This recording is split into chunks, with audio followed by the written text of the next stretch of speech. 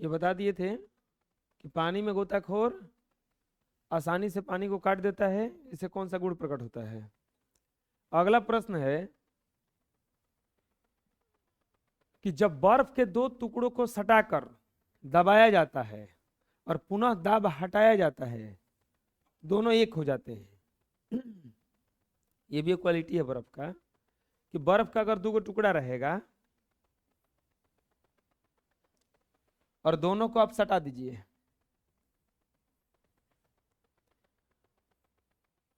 दोनों को आप सटा दीजिए ले जाके, अब फिर थोड़ा देर के बाद जब दाब हटाइएगा तो ये दोनों सट जाएगा, एक दूसरे से कनेक्ट हो जाएगा, मतलब एक हो जाएगा दोनों। ये कैसे हो जाता है तो देखो,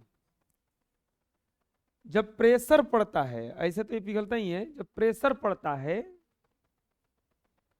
जब इस पर प्रेशर पड़ता है, सटा करके जब दबाया जाता है इसे, तो जहां सटा हुआ भाग है वहां का बर्फ क्या होने लगता है, पिघलने लगता है।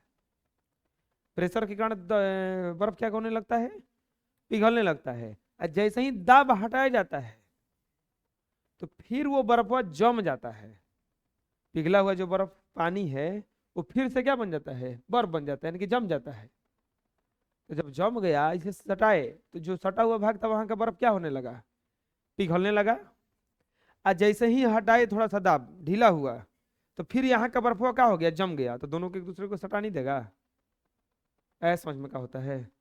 तो यही कारण है, क्या होता है देखो, कि जब बर्फ के दो टुकड़े को आपस में दबाया जाता है तो दोनों टुकड़ों के मिलने वाली स्थान की बर्फ का गलनांक या हिमांक 0 डिग्री सेल्सियस से कम हो जाता है, जबकि अन्य भागों का हिमांक 0 डिग्री सेल्सियस बना रहता है, जिससे दोनों बर्फों की मिलाप स्थान की बर्फ पिघल जाती है। और जब दबाव हटा लिया जाता है तो हिमांक पुनः जम जाता है, इसके कारण टुकड़े एक ही हो जाते हैं। 0 डिग्री सेल्सियस या 0 डिग्री सेल्सियस से थोड़ा सा भी कम हुआ तो पानी जम जाता है। 0 डिग्री सेल्सियस पर पानी क्या हो जाता है, कम हो जाता है, जमने लगता है, जमने लगता है। पानी रखिएगा बर्तन में, वो जम जाएगा, बर्फ बन जाएगा वो। तो क्या होता है यहाँ पर कि जब दो टुकड़ों को आपस में दबाया जाता है तो दोनों टुकड़ों के मिलने वाली स्थान का बर्फ क्या का गलनांक क्या हो जाता है, 0 डिग्री सेल्सियस से भी क्या हो जाता है, कम हो जाता है।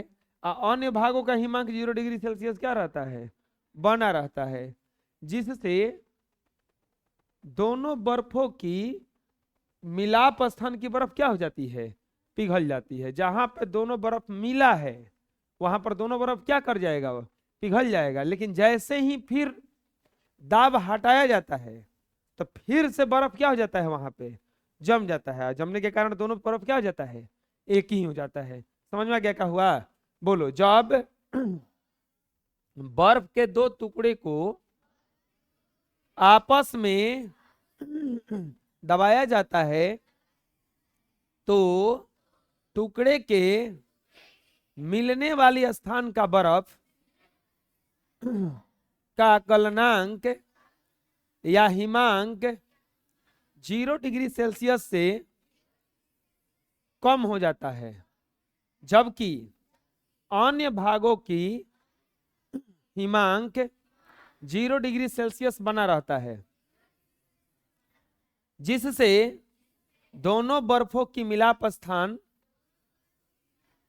की बर्फ पिघल जाती है।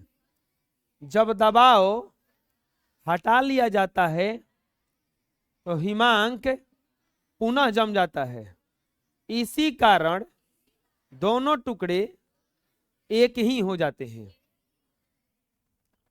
कुछ बुझाया, समझ में आएगा क्या हुआ।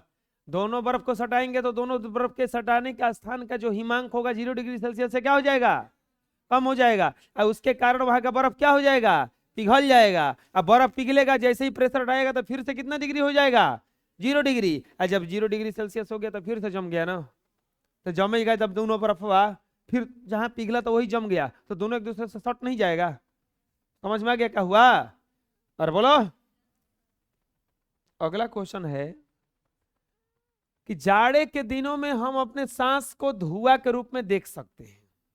जाड़े के दिनों में हम अपने सांस को धुआं के रूप में देख सकते हैं। नॉट सांस, सांस, श्वास, ठीक है, धुएं के रूप में देख सकते हैं, लेकिन गर्मी में नहीं। क्यों? जब जाड़ा के दिन होता ऐसे होता, अरे नहीं आ रहा है जी, यहाँ का ज्यादा लगता है तापमान ज्यादा है। देखो ये धुआं के रूप में दिखाई देता है कि नहीं दिख रहा है? अरे तू लोग बाहर में ऐसे करना तो दिखाई देगा, दिखाई दिया भी होगा। तो ऐसा क्यों होता है? लेकिन गर्मी के दिन में ये नहीं होता है। देखो ये खेल रही है ये इसी से होता है ना, ऐसा बड़ा अच्छा लगता है। देख देख सिगरेट पी बनी, धुआं के रूप में दिखाई देता है, असली में धुआं वहां होता नहीं है। धुआं नहीं होता है, वो कुछ और होता है। क्या होता है? देखो जैसे गर्मी का दिन है, तो गर्मी के दिन में वातावरण का तापमान क्या रहता है? अधिक रहता है। इस सब खेल है तापमान का। किसका है? तापमान का। गर्मी के दिन में वातावरण का तापमान अगर गर्मी में देखा जाए तो ज्यादा रहता है, और ठंड के दिन में क्या रहता है? कम रहता है। पानी जमने का ज्यादा स्थिति किस ऋतु में आएगा? ठंड में कि गर्मी में? ठंड में ना जल्दी जमेगा। क्यों ठंड में जल्दी जमेगा? तापमान क्या रहता है? कम रहता है। तापमान कम रहेगा तो पानी जल्दी जमेगा। जब गर्मी के दिन में तापमान ज्यादा रहता है तो सांस के रूप में हमेशा, देखो अब देखे होंगे कभी कभी वो आंखों कुछ होता है तो भाप दिया जाता है उसको, ऐसे कपड़ा ऐसे करके आंखिया पे सटाया जाता है। हाँ ठीक हो गई, अरे घाव लग रहा, ठीक हो गई तो सटाया जाता है। इससे होता है ना ऐसा। यानी कि भाप, हम लोग जब सांस छोड़ते हैं उसमें पानी का अंश पक्का कुछ ना कुछ होता ही है। पानी का अंश देखे होंगे, कुछ कुछ बोलते समय बड़ी थूक फेंकते हैं।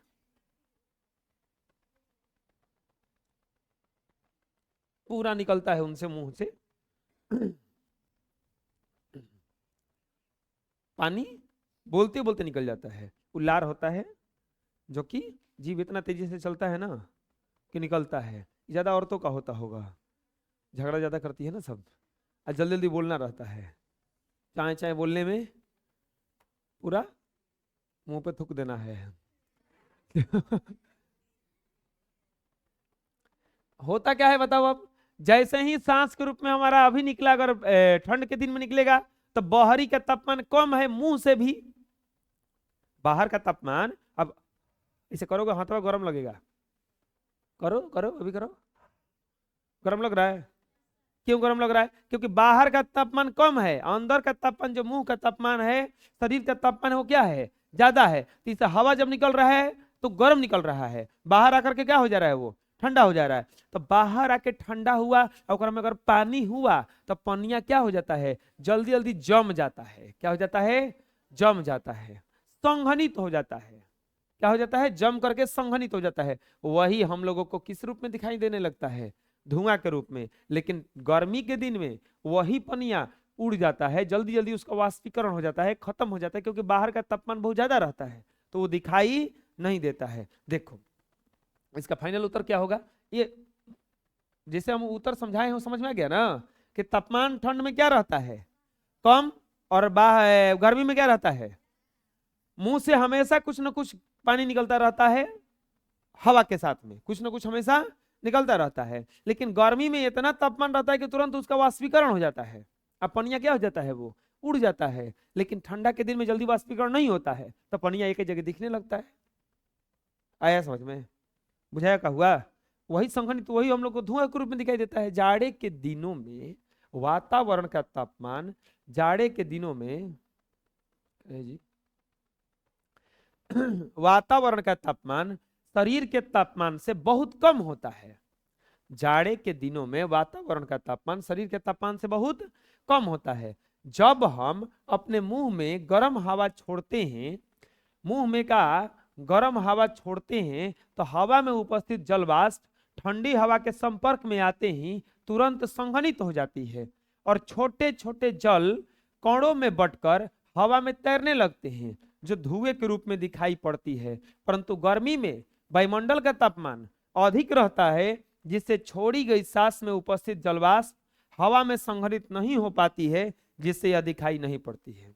फिर से, जाड़े के दिनों में वातावरण का तापमान शरीर के तापमान से बहुत कम होता है। जब हम अपने मुंह से गर्म हवा छोड़ते हैं, मुंह से हवा गर्म छोड़े, तो हवा में उपस्थित जलवाष्प ठंडी हवा के संपर्क में आते ही तुरंत क्या हो जाती है, संघनित हो जाती है, और छोटे छोटे जल कणों में बढ़कर हवा में क्या करने लगते हैं, तरने। वही धुएं के रूप में हमें दिखाई देने लगती है। गर्मी में वायुमंडल का तापमान अधिक रहता है, छोड़ी गई सांस में उपस्थित जलवाष्प हवा में संघनित नहीं हो पाता है, जिसके कारण यह दिखाई, समझ में आ गया क्या होता है? चलो बोलो। जाड़े के दिनों में वातावरण का तापमान शरीर के तापमान से बहुत कम होता है। जब हम अपने मुंह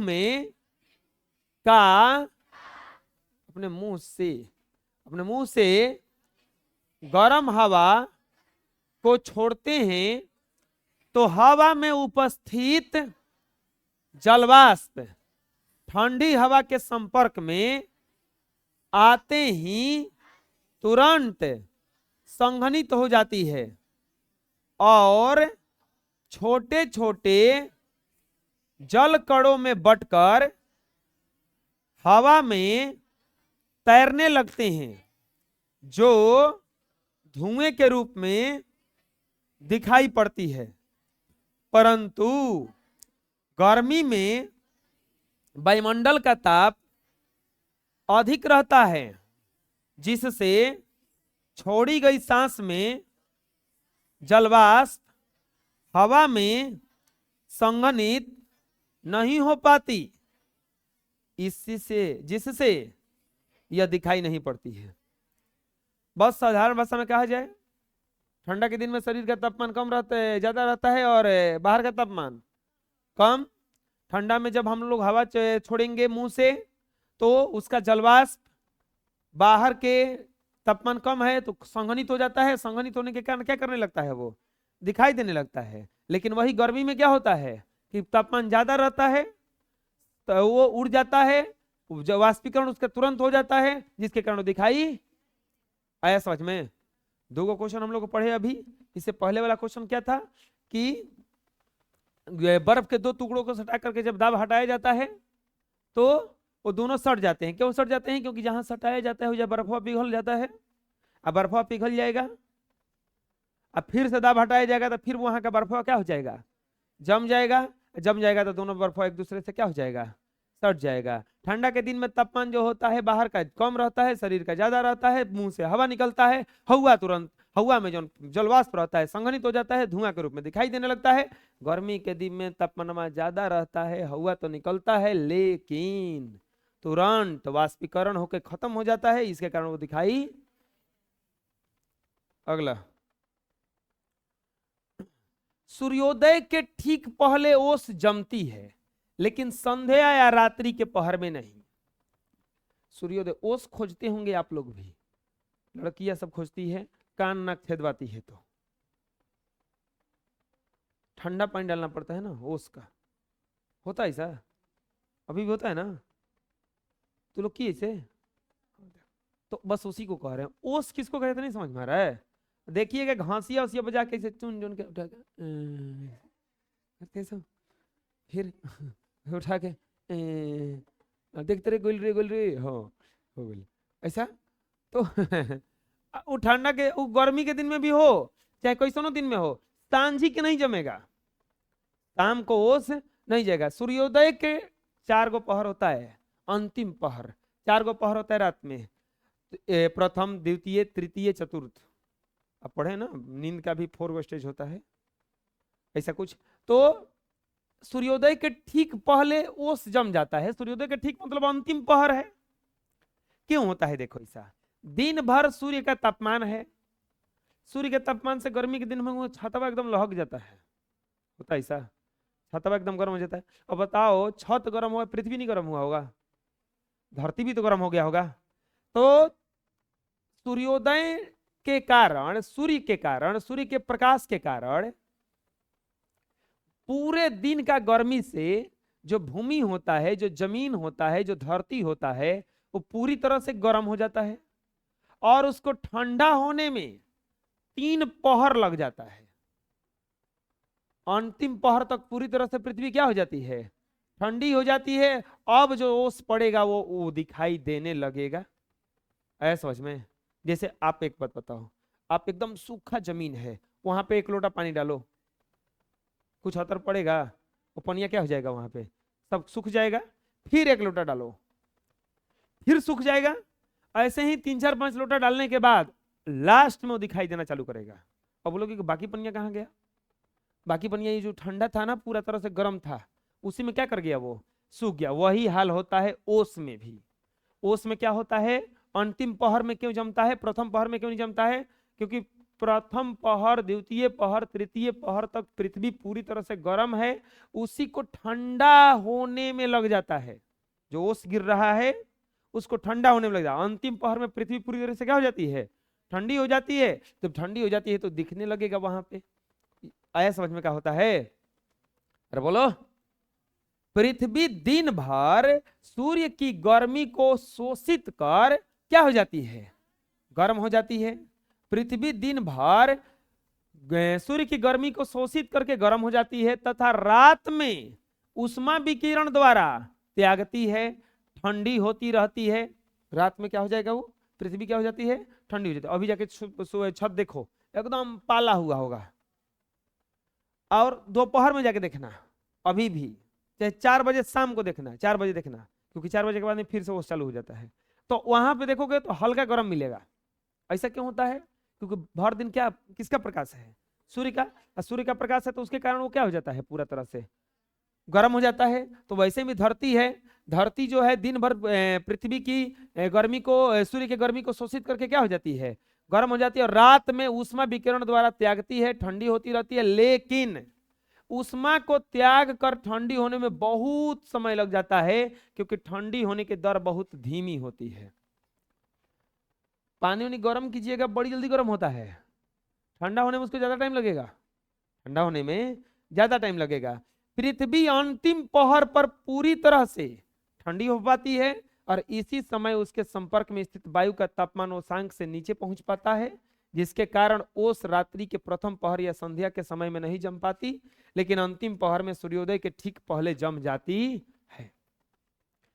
और पूरा टाइम लग जाता है कि क्या करने में, पृथ्वी को ठंडा होने में। क्या लग जाता है, ठंडा होने में।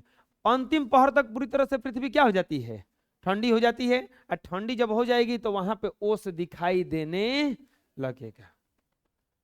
आप लोग किसान है ना, सिंचाई करने जाते हैं ना, क्या आप जैसे ही पानी सरियाते हैं उसे खेत में दिखाई देने लगता है? गर्मी के दिन में अगर हो तो पूरा पनिया तो पहले सूख जाता है, वो फिर उसमें पानी डाला जाता है, तब जाके वो दिखाई देने लगता है वहां पे। तो यही होता है पृथ्वी में भी। तो बोलो, पृथ्वी दिन भर सूर्य की गर्मी को शोषित कर गर्म हो जाती है तथा रात में उष्मा विकिरण द्वारा त्यागती है और ठंडी होती रहती है। लेकिन उष्मा को त्याग कर, कृष्णा नाम है, तू नहीं बोल रहा है, चलो इधर आओ, इधर बीच में आ जाओ, जल्दी आओ, जल्दी जल्दी।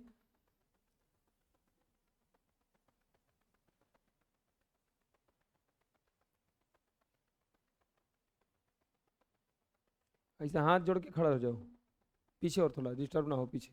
हाँ बस, दिखाई दे रहा ना बोर्ड जी? हाँ चलो हाथ जोड़ खड़ा हो जाओ, खड़ा रहो सही। हाँ लेकिन उष्मा को त्याग कर ठंडी होने में बहुत समय लग जाता है, क्योंकि अभियो बोल, नहीं तो एक गुड़ पे खड़ा करवा देंगे।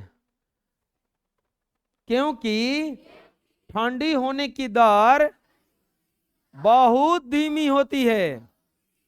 पृथ्वी अंतिम पहर पर पूरी तरह से ठंडी हो पाती है, इसी समय उसके संपर्क में स्थित वायु का ताप उष्मांक के नीचे पहुंच पाता है, जिसके कारण उस रात्रि के प्रथम पहर या संध्या पहर में नहीं जम पाती है, बल्कि अंतिम पहर तथा सूर्योदय के पहले जमती है।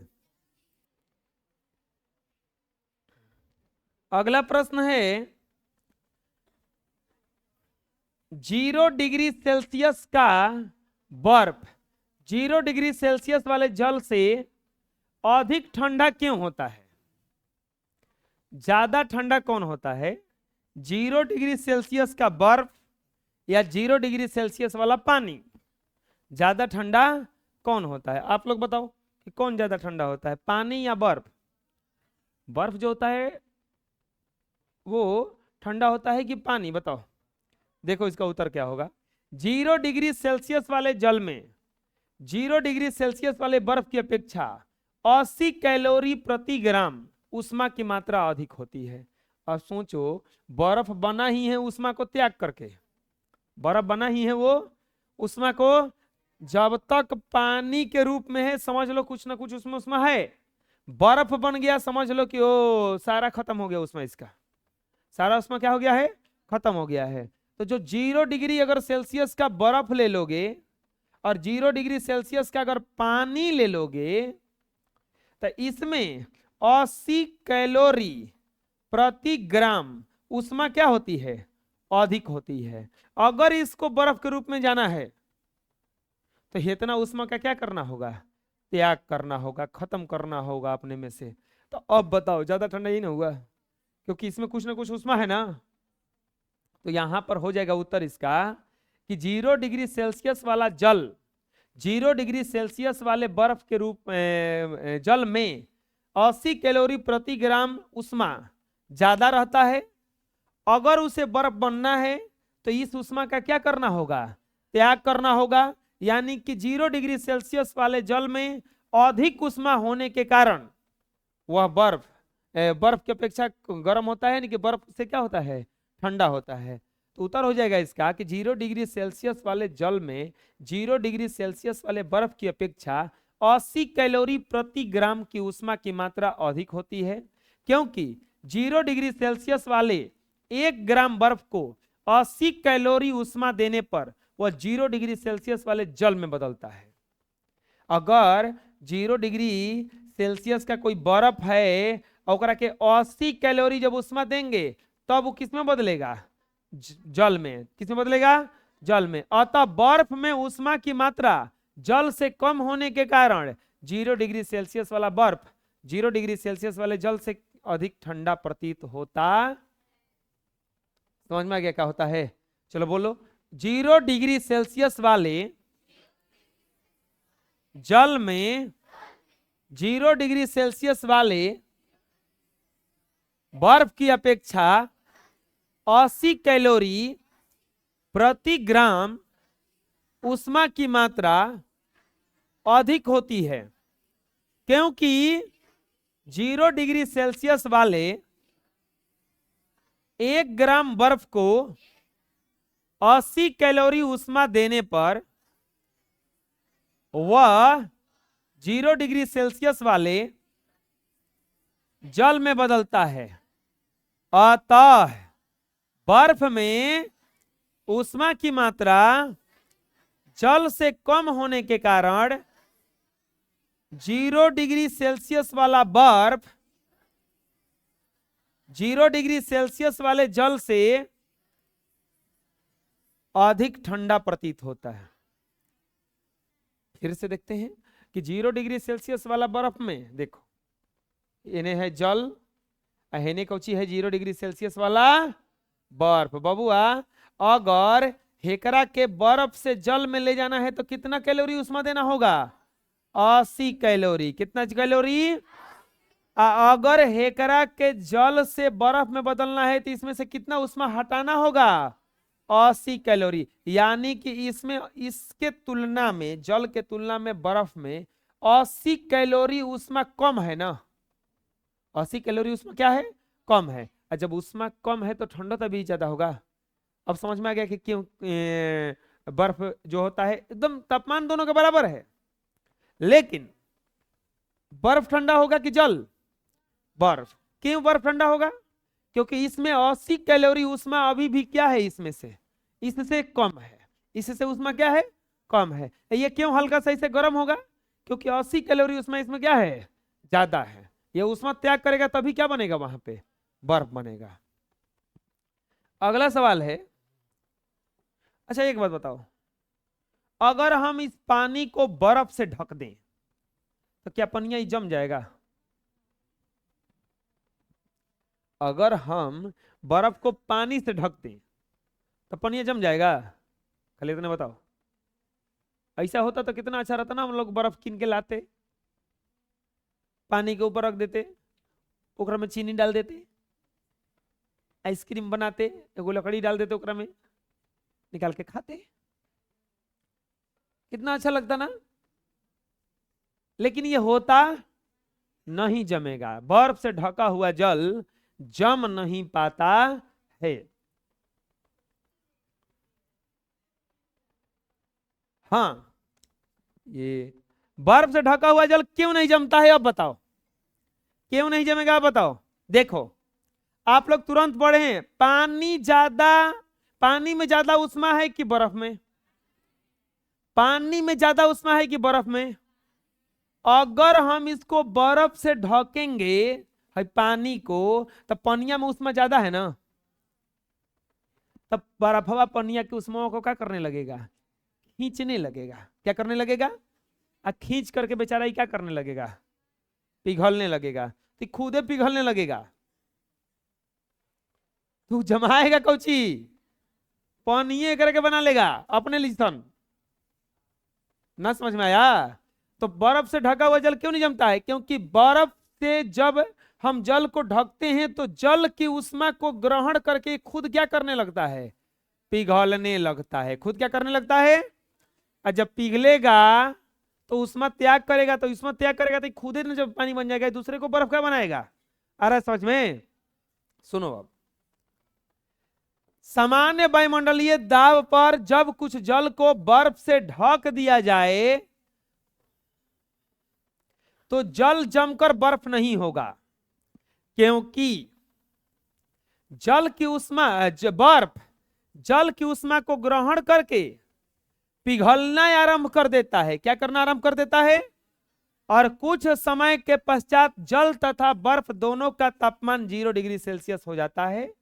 ताप के बराबर होने जाने पर न तो जल आवश्यक उष्मा का त्याग करता है और न शेष बर्फ का उष्मा को ग्रहण कर पाता है। अतः जल बर्फ से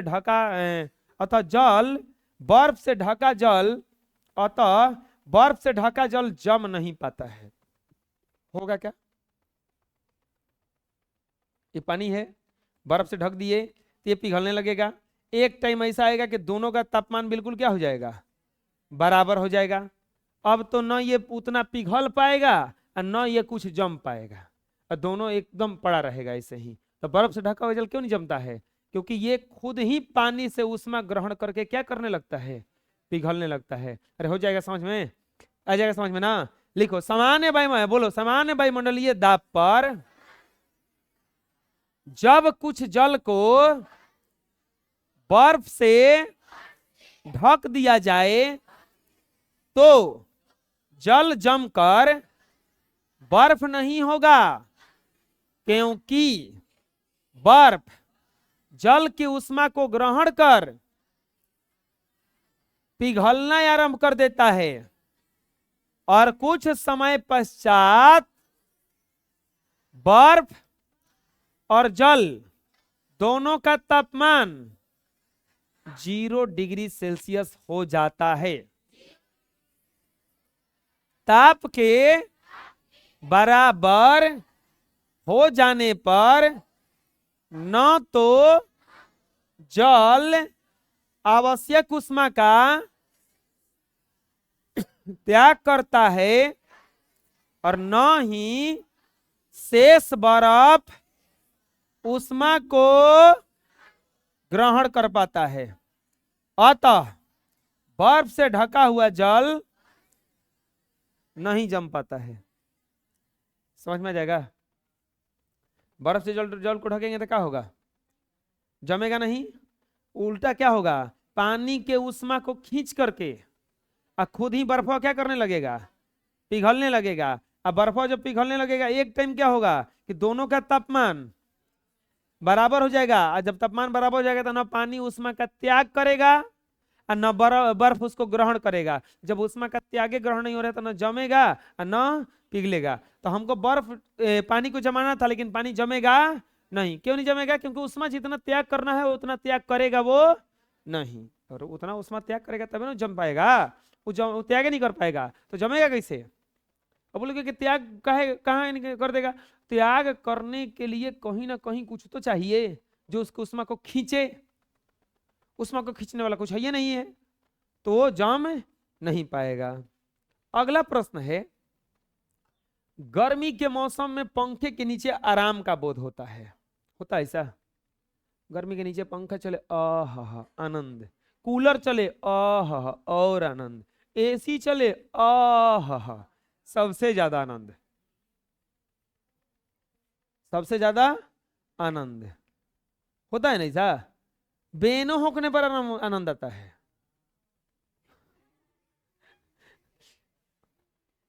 एसी का तो आनंद आप लोग देखिए लिए हैं? नहीं देखे? मूर्ख लड़का वो एसी नहीं चल रहा था ऊपर रे। हाँ हाँ, घरवा का सोच रहे हो? घरे नहीं, यहाँ पे घरे तो हमरो एसी नहीं है। गर्मी के मौसम में पंखे के नीचे आराम का बोध होता है। ठीक है, टेंशन मत लो, गर्मी का मौसम आएगा तो समझ में आएगा। ठीक है ना, अभी वेट करो। गर्मी के मौसम में पंखे के नीचे क्या होता है? आराम मिलता है। ऐसा क्यों होता है कि आराम मिलता है? देखो, गर्मी के दिन में शरीर से क्या निकलता है? गर्मी के दिन में शरीर के नीचे क्या निकलता है? जब पंखा चलेगा तब पसीनमा का कौची होगा? सूखेगा कि नहीं सूखेगा? पसीनमा सूखेगा, पसीना सूखेगा यानी कि उड़ेगा, उड़ेगा यानी कि वाष्पीकरण होगा। वाष्पीकरण के लिए ऊष्मा चाहिए, बिना ऊष्मा का वाष्पीकरण होगा? वो ऊष्मा खड़ा करा देंगे हाथ जोड़वा के, इसीलिए वो ऊष्मा, बोलो मत तो लोग, वो ऊष्मा कहां से लेगा? वो शरीर से। जैसे यहाँ पे गर्मी पूरा है, पसीना है, और जैसे ही पंखा का हवा पड़ा इस पसीने का क्या होगा? वाष्पीकरण। और वाष्पीकरण के लिए ऊष्मा चाहिए, वो ऊष्मा कहां से खींचेगा? शरीर से। और जब शरीर ऊष्मा का त्याग करेगा तो शरीर ठंडा नहीं लगेगा, ठंडा होगा ना?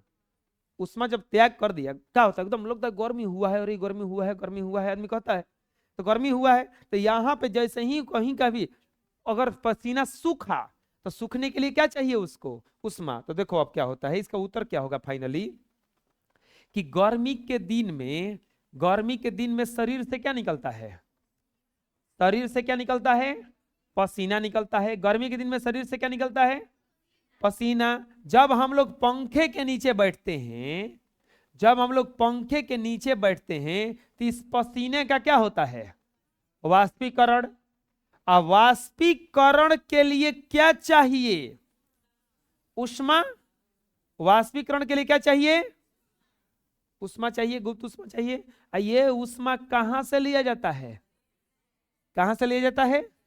शरीर जब ऊष्मा का त्याग करेगा, शरीर जब ऊष्मा त्याग करेगा तो ठंडक महसूस करेगा कि नहीं करेगा? ऐसा समझ में? गर्मी के दिन में पंखे के जब ठंडक महसूस होगा तो गर्मी के दिन में ठंडक ही तो चाहिए, आराम मिलने लगेगा ना। देखिए होता क्या है, गर्मी के मौसम में पंखे के नीचे आराम का बोध होता है। क्यों? तो गर्मी के मौसम में हमारे शरीर से क्या निकलता है? पसीना निकलता है। जब हम पंखे के नीचे या सामने बैठते हैं, पंखे के नीचे बैठते हैं नहीं तो सामने बैठते होंगे, जैसे ये पंखा के हम लोग सामने ही ना रहते हैं, इस पंखा के क्या रहते हैं? नीचे। सामने बैठते हैं तो हमारे शरीर के पसीने का वाष्पीकरण होने लगता है। शरीर के पसीना, आप पूरा पसीना से भींगे रहो, पंखा के नीचे बैठ जाओ, आपका पसीना सूखने लगेगा। पसीना क्या होने लगेगा? सूखने लगेगा। इस वाष्पीकरण के लिए गुप्त उष्मा की आवश्यकता होती है। जहां भी वाष्पीकरण चाहिए, वाष्पीकरण हो रहा वहां पे क्या चाहिए? उस गुप्त उष्मा, उष्मा चाहिए। और यह गुप्त उष्मा हमारे शरीर से ही ली जाती है। कहां से ली जाती है? शरीर से। अतः हमारे शरीर से उष्मा निकलने के कारण हमें आराम का अनुभव होता, हमारे शरीर से उष्मा निकलने के कारण हमें आराम का अनुभव होता। समझ में आ गया? बताओ, बोलो। गर्मी के मौसम में हमारे शरीर से पसीना निकलता है। जब हम पंखे के नीचे या सामने बैठते हैं तो हमारे शरीर के पसीने का वाष्पीकरण होने लगता है। इस वाष्पीकरण के लिए गुप्त उष्मा की आवश्यकता होती है, जो हमारे शरीर से ही ली जाती है। अतः हमारे शरीर से उष्मा निकलने के कारण हमें आराम का अनुभव होता है।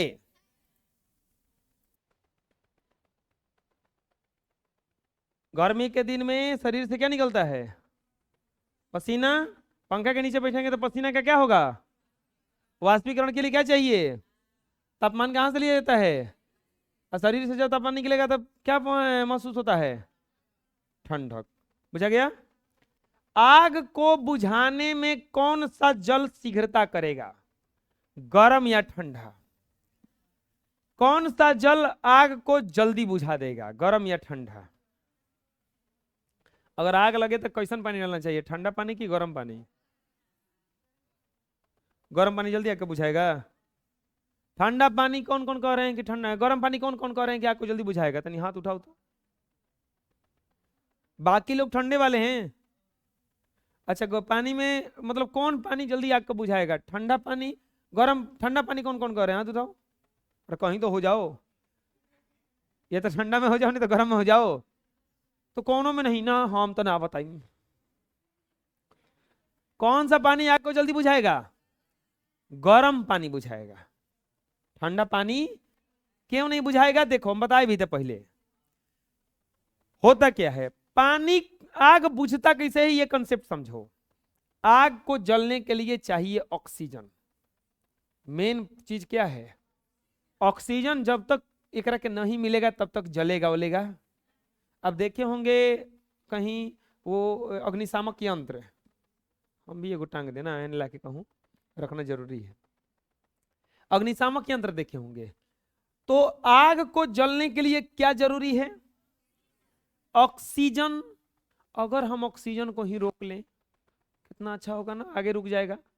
लेकिन अब हेजा आग लगे तो ऑक्सीजन कैसे रोकेंगे? तो अब ओकरा पे फेंका जाता है पानी। पानी फेंका जाता है। कभी आग में पानी डाले हैं ऐसे? तो निकलता है कुछ भाप जैसा।